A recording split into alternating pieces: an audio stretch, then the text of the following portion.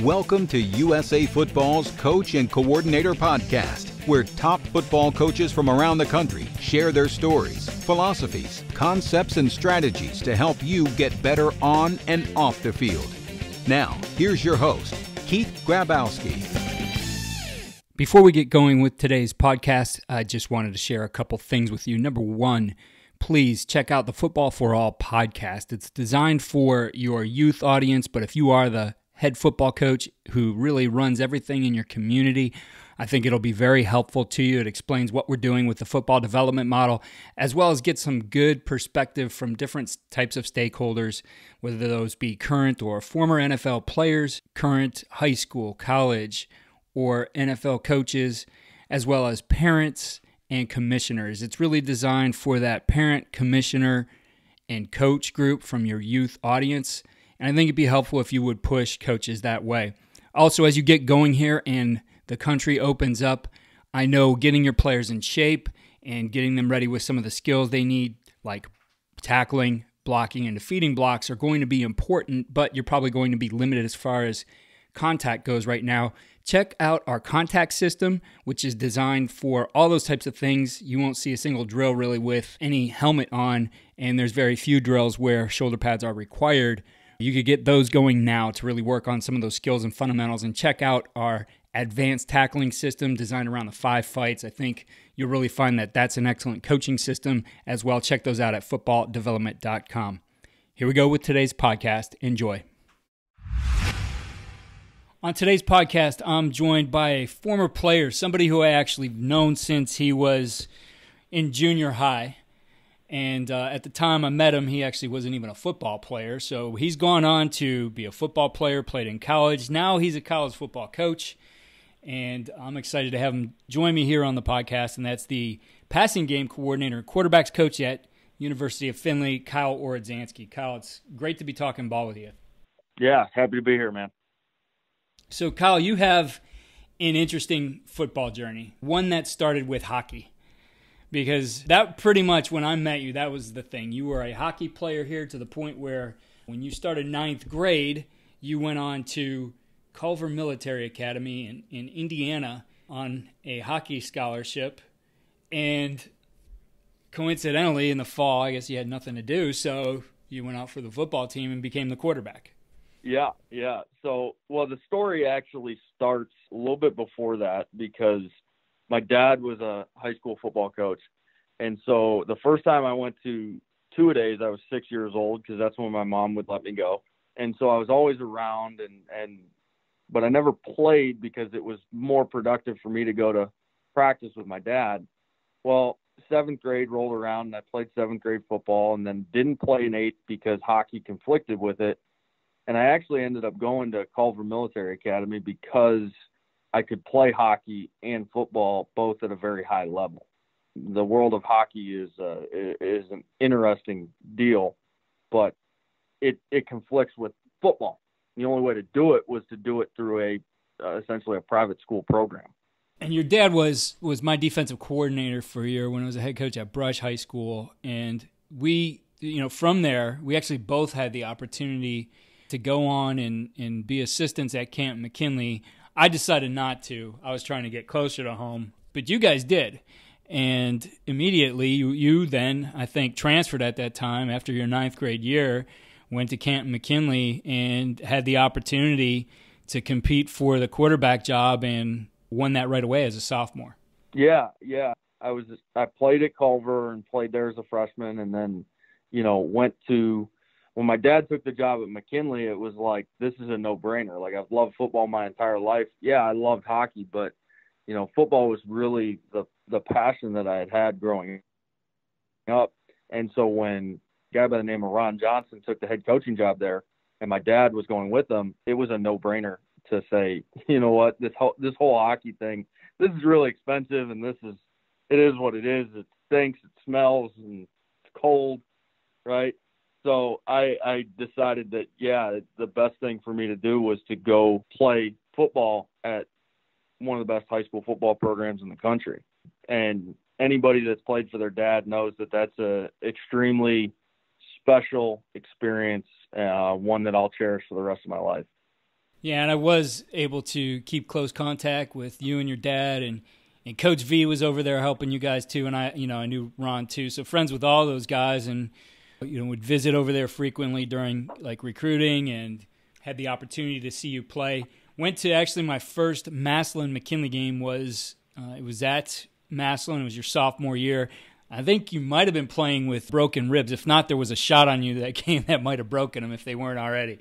But it was such a neat experience. I had never been to one of those games before. I had heard about them. I watched, the documentary on Massillon football and saw all about that game, but actually had never experienced one until that day. And I'll tell you what, it was as incredible of a setting for football as any game I've ever been to.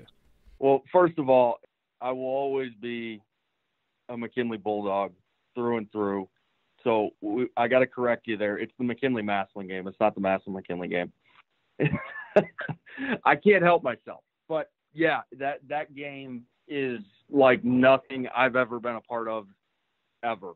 I mean, obviously I went on and played at Lafayette and was a part of the Lafayette-Lehigh game and stuff like that. But that game is like nothing I've ever experienced in my entire life. And, yes, I did have broken ribs going into that game, but no, I didn't feel them. That's the adrenaline at that point was through the roof. Yeah, such a fun game to watch, and just knowing a lot of people who were a part of it. And you had some other great games. That one didn't go your way that day, but you guys had some other great games later down the line that did. But it became evident as I talked to your dad, and we get to talk to you every now and then, that really you were thinking about coaching as you were looking at college, to the point of, what can I do at that level that would set me up to be a college coach later? That was like on your mind early on, that you wanted to be a college football coach.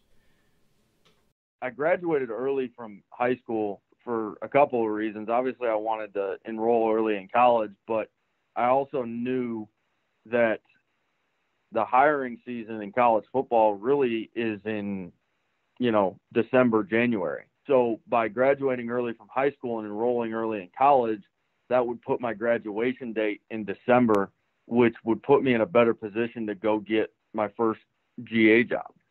And Lafayette, though, was something that, you moved on from there. You fortunately came to BW, where at the time I was the offensive coordinator and quarterbacks coach. So I had the opportunity to work with you, and we had a lot of fun there. I can remember, you getting ready, and you had to come in and, win the position. We were in a quarterback battle to start. Ryan O'Rourke, who was our quarterback, had left from Avon, where you're from, and he graduated, and there were two other guys who got a little bit of time the year before, and you had to compete with them. And so it took some time. And I remember, and this kind of was a little bit cruel, but I remember your first opportunity in practice, you were going to get reps with the ones that particular day, and we were going into a position meeting, or a team meeting, I'm sorry, and I pulled you out of the meeting for something, and I don't even know what if I told you what it was for, but I needed you to be out of the meeting because we set up the quarterback prank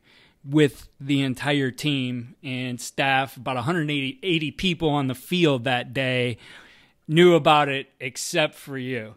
And it is on YouTube. I mean, I will put the YouTube link in our show notes because it's still out there. I put it up there, but it was just an example of some of the fun we had. But, kind of cruel that was actually your first rep with the ones that we did that. Well, I would expect nothing less from you. I do remember Kyle, and for those not familiar with the quarterback prank, basically Kyle went up, he called everything, set everything the right way, went set hut, and on set hut, everybody in the stadium went to the ground, fell on the ground, and, immediately Kyle turned around and said, "Where's Grabowski?" Oh, you got me, though. It was a good one. It really was. But you did, go on from there, and you played for us, started for us. Unfortunately, though, you did run into some injuries, and so your coaching started much earlier than you had planned. The entire college career was pretty much plagued with injuries. I mean, I did play 9 games my first year at BW. I was hurt my first year at Lafayette, didn't play my second year at Lafayette, played 9 games, separated my shoulder in the third game, my left shoulder. So still was able to play, just hurt. And then separated my right shoulder against Mount Union in game 9. And then senior year, I think it was the Monday before the first game, we were doing a ball security drill, and I got spun around, and somebody was ripping at the ball and spun around, foot stuck in the ground, and the ankle decided to give way and broke my ankle, and that was the end of it. But for you, that was the beginning. I mean, you were always, I mean, you were in my office probably too long. I told you many times, like, dude, don't you have to go to class? Like, don't you need to study for something? But you looked at the game at a different level. I mean, you know, that was the one thing I could see in you right away that, yeah, this kid's definitely going to go on and be a coach. He not only does he understand our system, he understands defenses, he understands other systems, and your knowledge of the game was definitely at a different level compared to, you know, all the guys that you were playing ball with. So it was pretty evident you were going to be a coach, and I don't think you missed a beat. I mean, immediately you went from being a guy who got injured to someone who was going to step in and help the team, and, you know, you were part of game planning, you were part of film breakdown. You essentially became a GA your senior year. Yeah, I was very fortunate, actually, when you took another opportunity and left BW. When Mark Carney got there, I was very fortunate that Mark brought me along kind of as his GA and gave me a bunch of responsibility from, you know, hey, drawing scout cards to breaking out film to charting things in the press box, sitting next to him while he's calling the game. Because really I couldn't be on the field. I couldn't actually do anything on the field. I was on crutches. So I was very fortunate that Mark kind of took me under his wing a little bit and helped me out through that. So that was how the whole coaching thing really got started. So from there, you got your first GA opportunity, and that was with a BW guy who had coached with me there. I think was prior to you coming there. I'm not sure Tommy was there. I think he had already moved on to be the head coach at Ohio Wesleyan. But he would always grab our best guys from BW to go on and be GAs or interns with him. And so you went on to Ohio Wesleyan to coach and did a nice job there as well. Yeah, it was an awesome opportunity down there because Tom really let us get our feet wet and let us kind of trial by fire, I guess would be the best way to put it. And, you know, looking back on it now, I made so many mistakes. I mean, I was running my own meetings. I was coaching my own position, recruiting my own area. I made so many mistakes, but it was one of the best things that ever happened to me because I got to learn, you know, what to do, what not to do. And honestly, it was an awesome opportunity that I had down there with Tom. And so from Ohio Wesleyan, then you moved on to Findlay. Yes, I did. It's crazy actually how that whole thing happened. A guy by the name of Corey Allen, I think you had Corey on here. Yep. So Corey had recruited Canton McKinley for a long time. And, you know, I spent a lot of time in the coach's office at McKinley. Obviously that's where my dad was all the time. And, you know, that's where all my study halls were because we were watching film and doing all that kind of stuff. But so when Corey would come in to recruit, I got to know Corey and just kind of maintained a relationship with him. And it, you know, it's funny. Everybody always jokes about the guy that's got his resume at the convention, the young kid trying to get into it. And I actually ran into Corey right before I took the job at Ohio Wesleyan down at the convention, my first convention. And I stopped him in a coffee shop and actually handed him my resume. And he makes the joke now. He folded it up, put it in his back pocket and threw it away later. But, you know, that relationship actually started back when we first got to McKinley, and relationship had maintained and stuff like that. And then they had posted, the University of Findlay had posted a defensive line GA job. And I just wanted to move up, and I didn't care what position. And so I called Corey, and I was going a million miles an hour. I'll do this. I don't care what position. He finally gets on the phone and stops me and cuts me off. He goes, "Shut up." And he goes, we have a wide receivers GA job open, and we're not advertising it because I was going to call you later on today. stop talking. It's like, okay. But yeah, so I actually ended up interviewing later that day and accepted the job, I think 2 days later. And that was how that one happened. Now you're a full-time coach, passing game coordinator, quarterbacks coach at Findlay, which I mean, for you, I thought quarterbacks would be the best fit. Not that you couldn't coach any position on the field, but I mean, you have a ton of knowledge about the quarterbacks. And I did watch your virtual summit. I was really impressed with just the way you operate and how you train quarterbacks, the way you think about things and get them reps. I was really impressed with how you've put all that together. Yeah, it's really, for me, the number one thing that I think about when I'm thinking about, hey, what do our quarterbacks need to know? What do they need to do? The very first thing that I always revert back to is, what was it like to be behind the mask, pulling the trigger in a game situation? And that's where I start everything from. Kyle, now that you're running your own room, you have the opportunity to coordinate at least half the offense with the passing game. And Corey talked about you on the podcast and how you guys work together. So I'll link that one. That one just aired a few days ago. But everything now that we've talked about your background, we talked about some of those influences. But as you look at where you are now as a coach, what things, I guess, had the greatest influence on you to bring you to this point in your career? Well, you start with my dad. That one, give me a second here, because that'll get emotional if I go too deep into it. But he really had a lot to do with the work ethic, and for lack of a better term, getting yelled at, because what was I going to do? I was going to get yelled at by my dad and go complain to my mom. My mom was going to beat my butt even worse than my dad. So, but honestly, with him, it was a lot of, he had a big influence on work ethic, having thick skin, from that perspective, and then taking it all the way to BW, you talk about, one of the greatest things that I learned from you is not being afraid to push the envelope, because, back in 2013, we were doing a lot of stuff that is very trendy now in offensive football. And it was a lot of stuff that you had just come up with on your own through studying a lot of different things, from, cognitive things that make people go, and just a lot of different things with the brain. So I learned a lot from you in terms of not being afraid to push the envelope.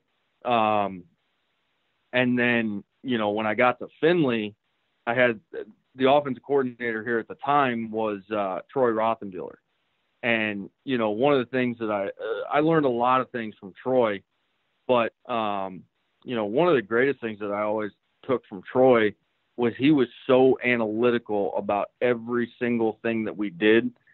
What if they do this? What if they do this? What if they do this? How am I need to give the kids all the answers. I need to make sure that they know what to do if this happens. So Troy was very analytical with that. And the other part that Troy really taught me was how to word things, so that, you get your message across with the fewest amount of words possible, but it's the most impactful thing that you can say. So Troy taught me a lot about that. And then you talk about Corey, and I, just to give everybody some background, I mean, Corey's one of my best friends.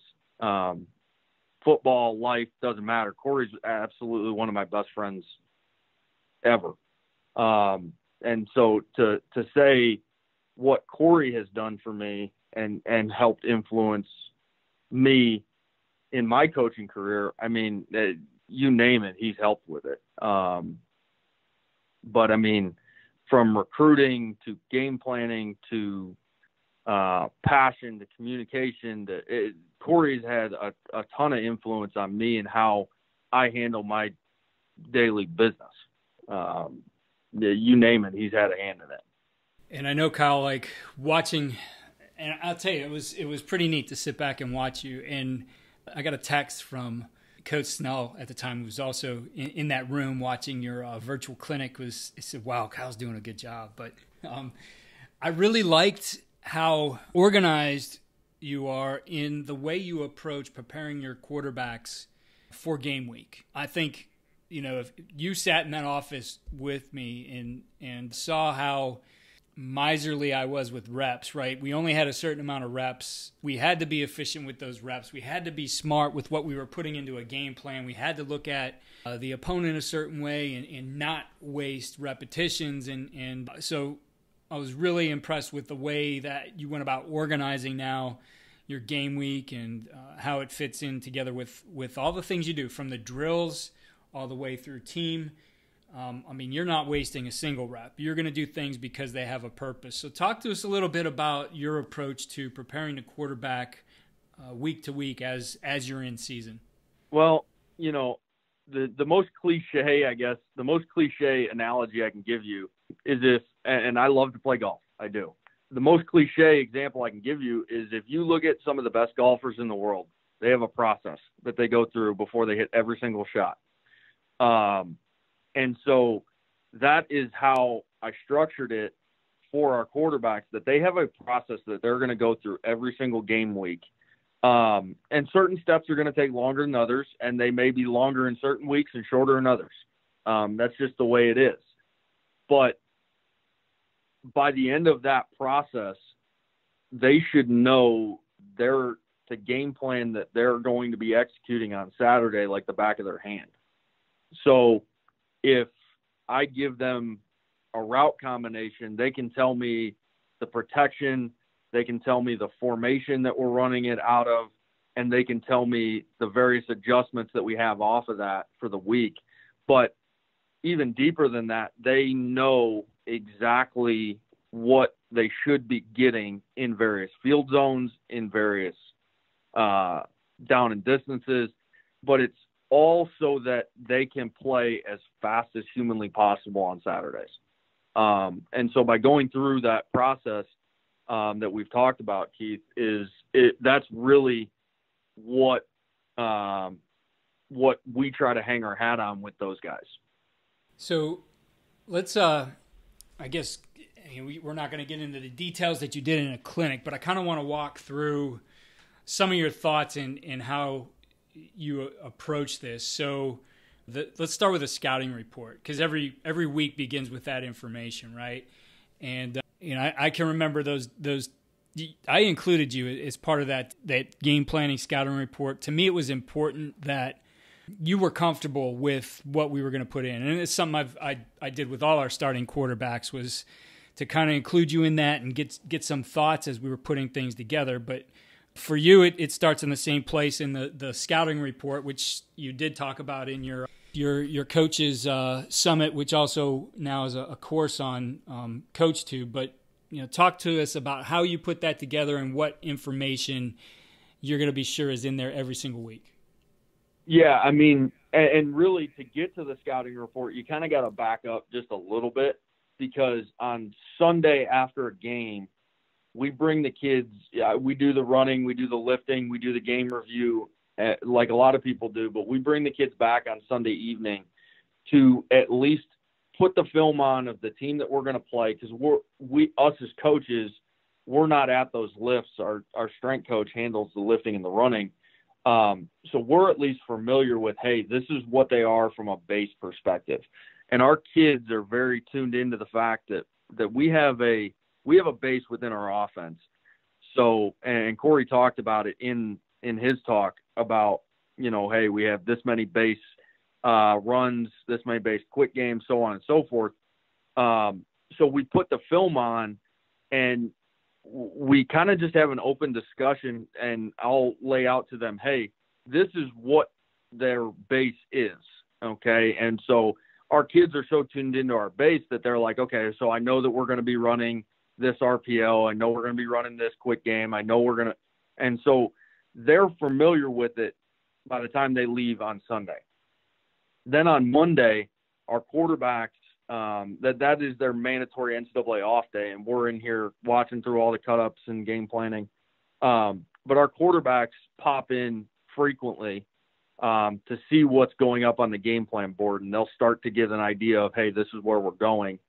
But then on Tuesday morning at 7 a.m., that's when we send out our scouting report, and that goes out to them via Google Sheets, just gets shared to them. So in there, they're going to get a depth chart, 2 deep, with all the heights and weights, so they know the numbers and stuff like that as they're going through and continuing to watch film. They're going to get the base pre-snap looks of every coverage that the team plays. Take the third downs and pull that out of it, because that's a whole nother conversation. And then they're going to get the base blitzes and what they look like pre-snap. They're going to get the percentages of coverages and blitzes and fronts and all that kind of stuff in there. And for the most part, that's reading material for them. I'm fortunate with our quarterbacks that I don't have to double check on them, that they're reading this or making sure they know the information, because one of the things that I firmly believe in when it comes to recruiting quarterbacks is I recruit kids that are like me, that are football junkies. So they don't need to be checked up on, because all they want is more information, and they want to understand what we're doing and why we're doing it. So they go through that as reading material leading into the Tuesday install meeting, which is really when we start installing the game plan. So, Kyle, and I think that's an important part. I could totally see you, like, those are going to be the kind of guys you recruit. You were a football junkie to the point where I'd have to kick you out of my office so I could get work done. But I also like then, for you go through that part of the process, and, you're going to start practice with individual. And quarterbacks, I mean, from at BW, I mean, you guys get pulled in a lot of different directions. You're going to have to work with a lot of different people. So getting that individual time has to be, you got to really look at that time and make sure that you're very efficient with it, that you get all the reps you need for the things that you're going to do. And you spent some time talking specifically about some of your drills, whether that be the ball handling, the progression, your RPO drills. I really liked your approach to your individual period. Just talk us through, I guess, give us kind of that framework of things that you want to make sure you're going to accomplish during that time. Well, really, once we get into game week, your basic bag drills and your basic, throwing into a net or pocket movement stuff, that stuff that we take care of, like pre-practice or post-practice. Because all of our practice time is so extremely valuable that every single thing that I do in an individual period is game plan oriented. So, hey, do we have speed option in this week? If we do, then you better believe that we're going to be working option pitch in an individual period. Hey, do we have a bunch of, curl flat reads in this week? Okay. I need to manufacture more reads of that curl flat defender than what he's going to get just in a base Skelly or team period. So it's all geared towards getting him ready for his group periods. So then his group periods allow him to get more reps of things that he needs for the team period. So, for example, like you just alluded to the RPO period, well, RPOs are a heavy part of our game plan, and we run a lot of them on first and second down. So for us, we need to make sure that guy is getting as many reps of our RPOs that we have in that week so that he's extremely productive when we get to a team period. Because and I know that we wish that we had, 9 hours of practice time, but we don't. And so how can I get him more reps during the week to make sure that he is ready for Saturday? So we're going to manufacture those reps in that RPO period or in a progression period or in a ball handle period to make sure that we're hitting on the nuances that are in for that week, right? Because if the RPO read on this specific RPO is different than his base RPO read, well then I gotta make sure that he has as many reps of that as humanly possible, so that he operates at a very high level on Saturday. So extending that into the team, and especially looking at the passing game and how you're going to put your script together, and you know how I would do mine, and we had a process for it. But for you, what's your process look like for how you're going to make sure you get the work you need for that game plan? So I guess let's start with this. Like, for you, is there a certain amount of passes you feel you could carry and get practice and make these guys efficient at? Admittedly, I don't have a certain amount that I'm going to carry. On Tuesday, I'm going to test them and see how much I can carry. Because the way we end up doing it here is we end up carrying a lot of our 4, 5, 6 base things, whether it be quick game, drop back, whatever. We carry those. But then we end up spending a lot of time on the things that we need to game plan for that week. So the way that we end up doing it is the way we view our practice plan, I guess this would be the best way to explain it. Everything that we do is leading up to a quiz, okay? And the quiz being the team period. So you start with your individual and you go to your group periods, and then we do a thing here that we call concept versus coverage, okay? So the wide receivers are running full speed routes. We have a scout team out there. It's like a skelly period, but there's no balls being thrown. So then at any point in time, I can blow the whistle and stop the entire thing. And the kids are really tuned into this.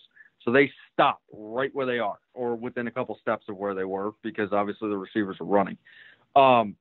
And it allows us to show the receivers and the quarterbacks how the routes fit together and let the receivers feel the timing and the fit of the route.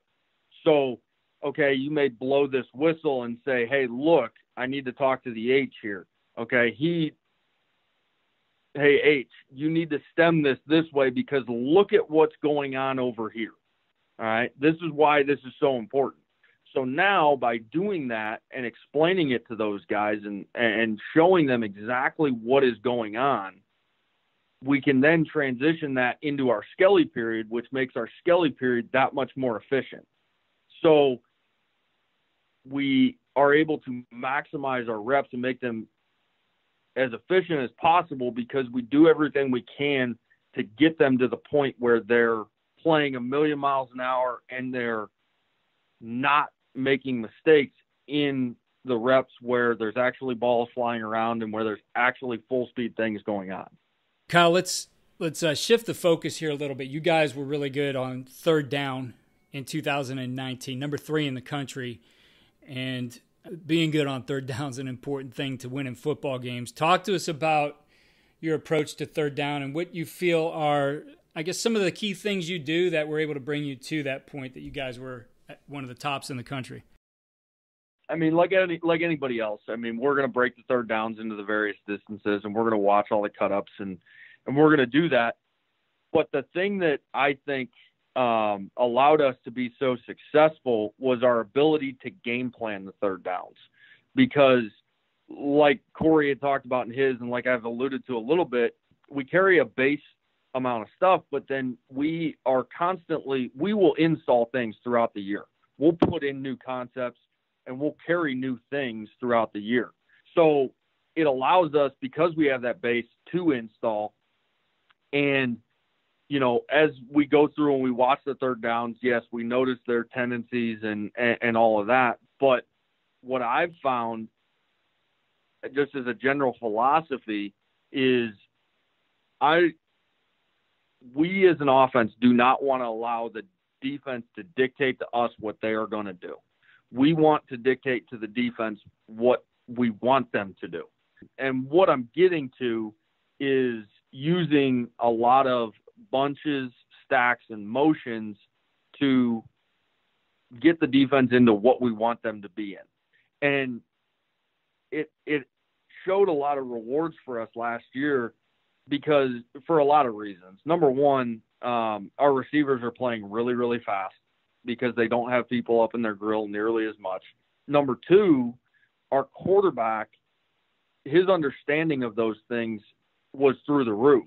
And it was because he was getting a lot more base and vanilla coverages. So we may not necessarily know exactly what they're going to do to it, but that's okay. Because when we get into some of those certain sets, we know that there's only so many ways that the defense can play us. So that made the reads that much simpler for the quarterback. So the quarterback's playing faster, the receivers are playing faster, and the defense has to play more vanilla. So that was kind of where the general philosophy started with. Now,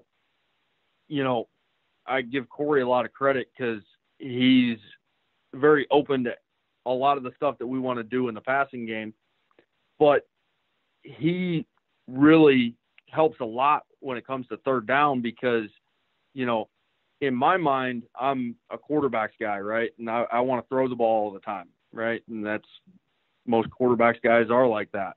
Well, he comes in with and I can think of one that happened in the last game of the year. He comes in with a totally fresh set of eyes, and he's like, hey, what about this? I'm like, wow, that's a really good idea. Let's do that, So it allowed us to get more sets of eyes on it as well. But you go back to what we were talking about from a preparation perspective, those new concepts and those game plan concepts, those are things that are getting hit in a group period. They're then getting hit in a concept versus coverage period. They're then getting hit in the Skelly period, and then they're getting hit in a team period. And so those kids are getting a ton of reps of that so that the timing is as close to perfect as it can be. I mean, a lot of things there that you mentioned I think are a great approach. Getting that vanilla look, getting, I guess, maybe some of those expected looks, right? And you mentioned using bunch, and I can think back to your junior year. We were in a ton of those formations because we knew there was going to be a limited amount of things that they would do in coverage against us. We did it to run the ball, we did it to throw the ball, but, primarily we wanted to simplify what you guys looked at. So I love that approach to it. And, when you look at practicing it, right, I'm always interested in how many reps you get or how much time you get to practice those things. How much time do you guys spend on third down in practice? So Tuesday is all base. It's all of our base alumni calls. Wednesday, we get into it in the concept period and we get into it in the Skelly period, as well as our second team set. We have two scout team periods on Wednesday. Our first one is touch up and, tighten up of the base game plan. The second one has red zone and third downs in it. And then on Thursday, we move the ball up and down the field for our team sets. So it has built-in third downs that, hey, I just ran, inside zone, but now I got to make the transition and throw a 3rd and 9 concept to get the first down. And the entire Skelly period on Thursday is all third downs. But where it goes even further would be how our quarterbacks watch the film. Because on Wednesday night after that, they have a list of things that are in my office. And if they choose to come in and watch it, great, because we can't break the 20-hour rule. But like I said before, they're football junkies. All they want to do is more football. So they come in and they watch a lot of the third down stuff with the specific things that we are looking to do. And the other part of it that has really helped us on third down is we put together a cut up for them of a lot of the third down coverages, but the cut up is trimmed. So they get a second and a half before the ball is snapped, and then they get just under a second after the ball is snapped, and then the film stops and it shuts off. And so they have to be able to identify, okay, I have this concept going on, and they just did this. I have to know where I'm going with the ball or at least what side I'm playing based on that short amount of film. You know, the other thing we did when you were a quarterback, we gave you a lot of responsibility in really the protection and the run game, because you would ID, the mic and who was going to be in the sort, and who we were running off of, pointing out the mic in the run game. How much of that do you allow your quarterbacks to do? Well, the protection conversation, that's one for Corey. We've been blessed that we've had some pretty good offensive linemen here. Our center, who actually just graduated, just took a GA job at Eastern Illinois, and he was a nut. He's a unique human being, and there's only one of him. So, but from a protection standpoint, our quarterbacks don't have much to do with it because of how we protect, and I guess I'll leave it at that. But from a run game perspective, we do a little bit in terms of running at the 3, running at the shade, and that kind of stuff. But so much of our run game is predicated on support and how the defense is going to try to gain that extra hat. Because what we've noticed over the years is the offensive line can do a great job, and the safety can still hit you for -1. So, but the offensive line, it's very difficult for them to see all the different things that are happening in a support structure of a defense. So our quarterback, his run checks are primarily to handle support, and get ourselves running away from support a lot of the times. Makes sense. Well, Kyle, last question for you, and I'll say, Kyle, you're one of a kind as well. But last question for you is, when you look at all the things you do, we certainly know you've learned the game, you understand the technical side of it, you understand the scheme side, you understand the strategy side, but of everything you do as a coach, what is really that one thing that gives your players the winning edge? Oh, boy. Honestly, love. If you talk to our players, I would hope that they would understand that there is a genuine care and a love for them. It's a powerful thing. A lot of people have said it. It's a powerful thing, and it takes a lot of courage to look another man in the eye and say, "I love you."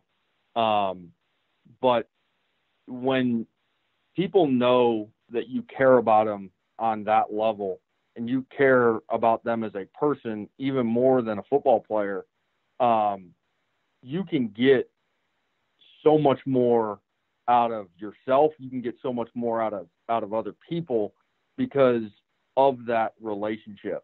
And that's, in my opinion, that's the thing that I try to do on a daily basis to allow our kids to be successful. Because if they know that we truly care about them, then the rewards that you're going to get out of that are going to be amazing. I mean, I had a conversation with one of our former quarterbacks the other day, kid that actually just took a job working for Northrop Grumman, and he called me, and we were just talking, this, that, and the other, but he, at the end of the conversation, said, "Coach, thank you for so much."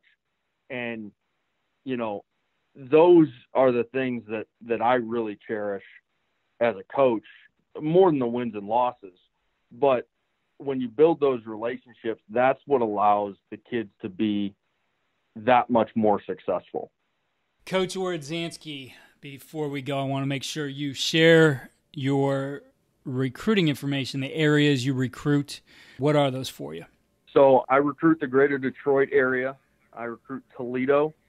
I recruit the southwest side of Florida and quarterbacks across the country. I will go anywhere to find a quarterback. The southwest side of Florida was my favorite part to recruit, Kyle. I got to admit that. I love it down there, man. We got a couple kids there this past class, and I'm looking forward to getting back down there. And Coach Ohradzansky has a course on CoachTube. I'm looking at it right in front of me. It's called Game Week QB Prep. Actually details a lot of the things we talked about here, has some film to illustrate, etc. Did an excellent job on that. Kyle, what's your Twitter handle? At Kyle Ohradzansky, all one word. Coach Ski, it's always great to catch up with you. I can say I'm proud of everything you're doing. It's been fun to watch you grow in this profession, and I know in terms of where you're at, you're really young in this profession, so I know there's going to be bigger things for you down the line. Keep it up. Keep up the hard work, and best of luck to you and the Oilers in 2020. Thanks, man. I really appreciate it. Thanks for having me on. Coaches, again, I want to remind you of what we're doing with the football development model.